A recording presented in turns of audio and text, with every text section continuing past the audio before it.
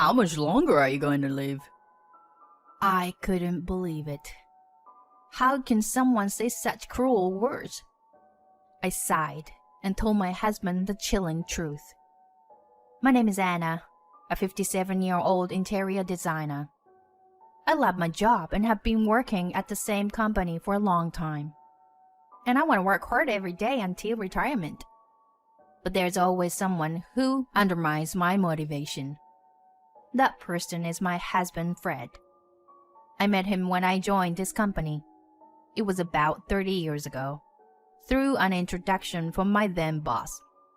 He wanted to introduce his son and me to each other. In the past, refusing such invitations from superiors meant career difficulties. So reluctantly, I decided to meet him.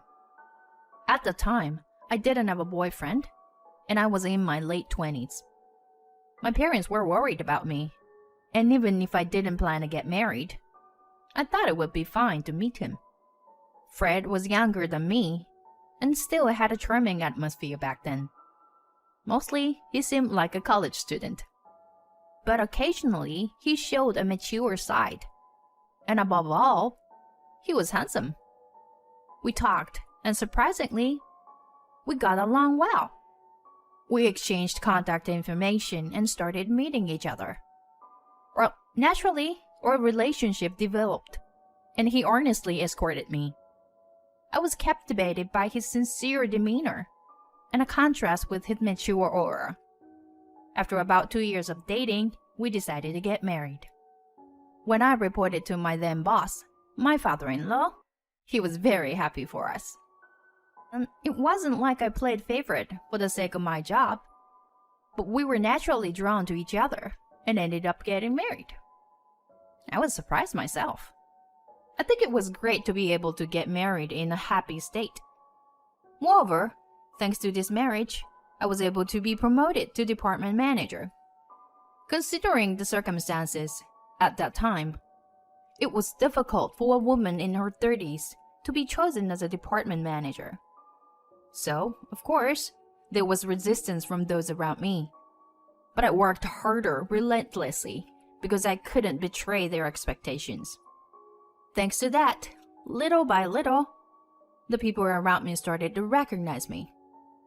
But there was one person who didn't like it the most, and that was my husband. Huh, you got promoted to department manager. Isn't there some mistake? That was my husband's initial reaction when I reported my promotion. No, there's no way it's a mistake. Your father recommended me, you know. Ah, so it's all thanks to my old man. Huh?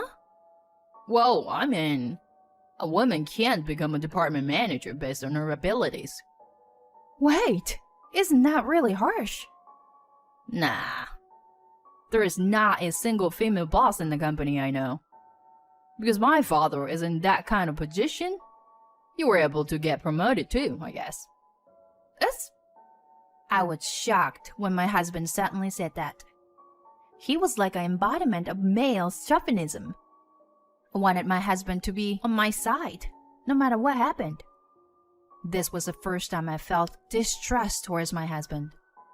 But at that time, I still loved my husband. And he was still young, so I thought our values would change over time. However, my husband didn't change. He always pushes all the household chores onto me. I'm working too, and I have a higher position and salary. I didn't say anything like that to him. I knew that if I mentioned it, it would escalate into a terrible fight. Just after my promotion, my husband said to me, "Well, then you should just quit your job." He said it in an excessive manner. At the time, I couldn't help but get emotional at his words. Why would you say something like that? Can't I work hard in a job I love?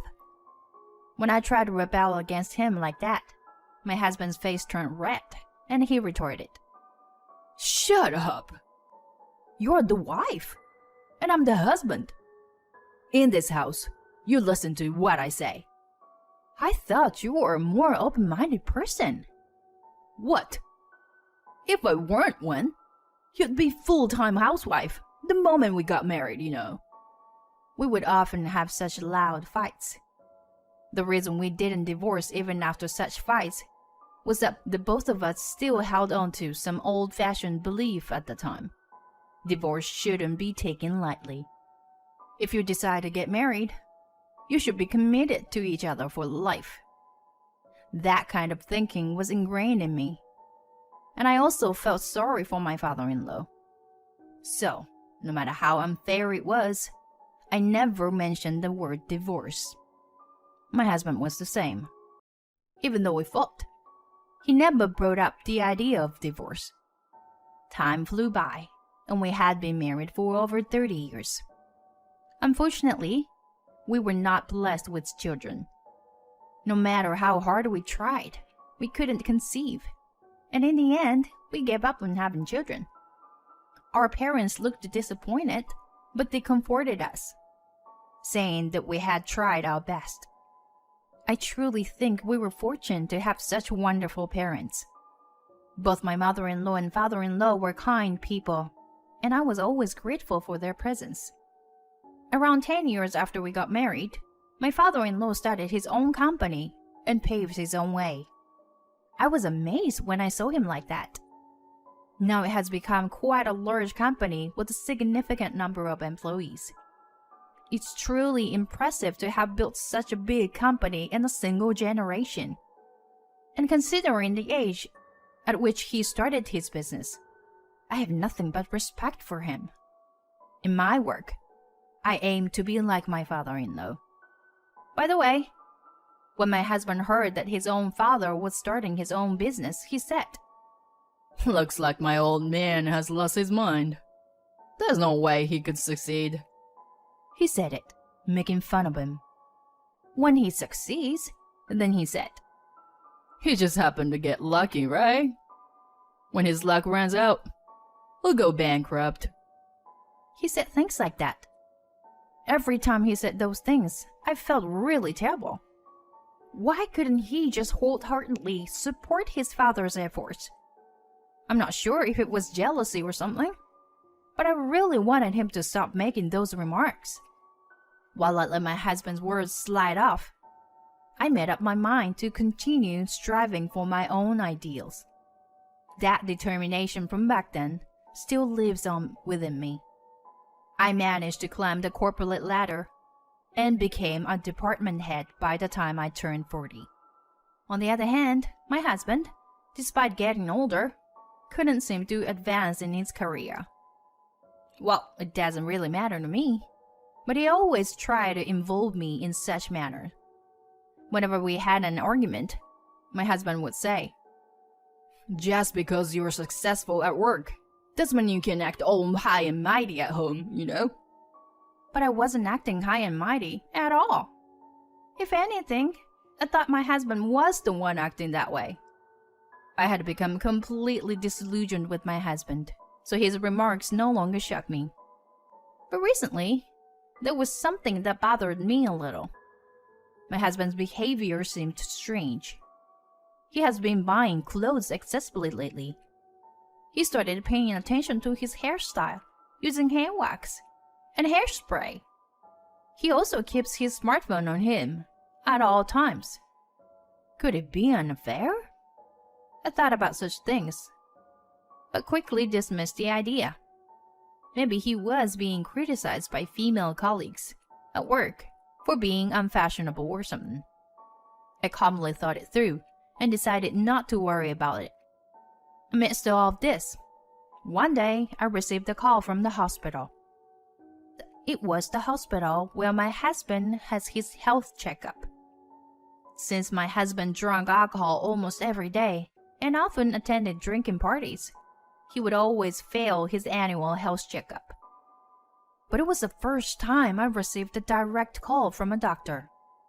6 months to live? Yes.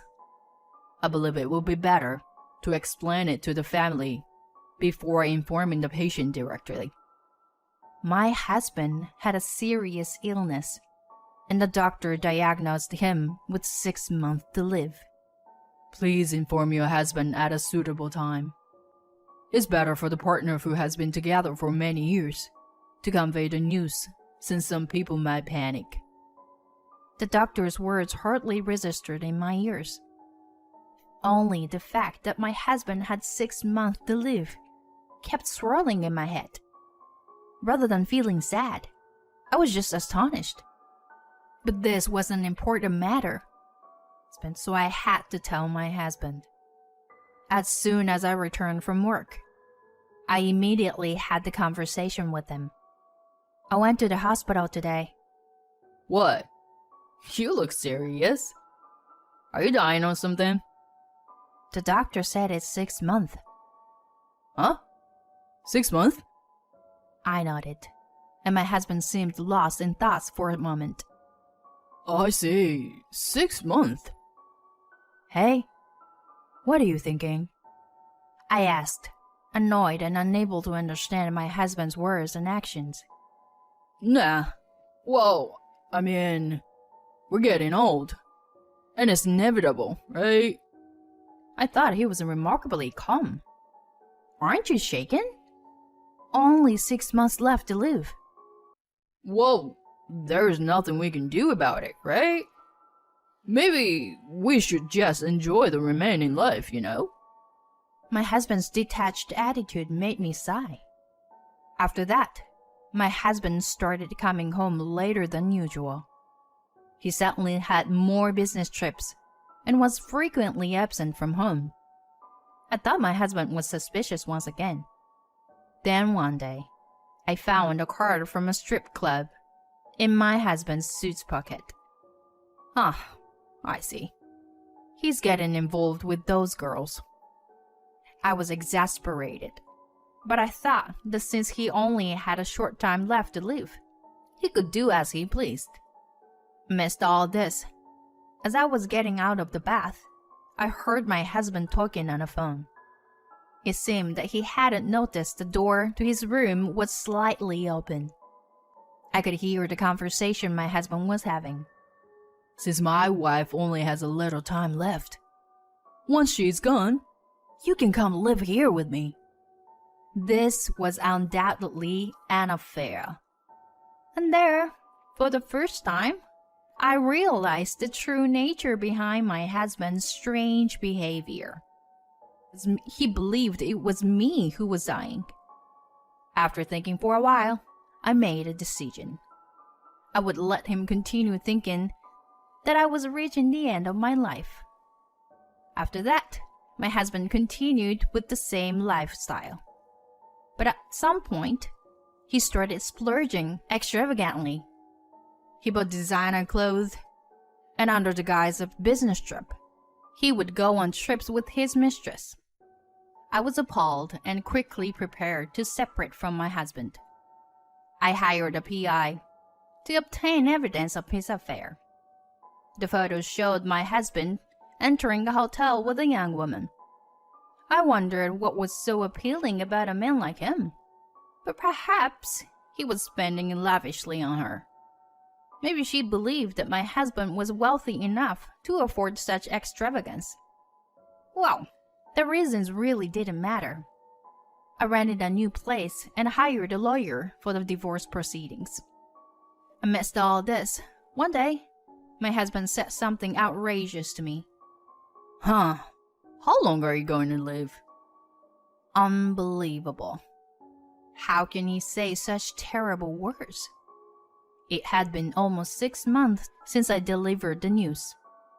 Yet, my husband, seeing me still lively and working, said such things. I thought it was about time, so I finally revealed the truth to him. The one with the limited time is you, Fred. What? Stop with the joke. It seemed that my husband believed I was joking. Well, never mind that.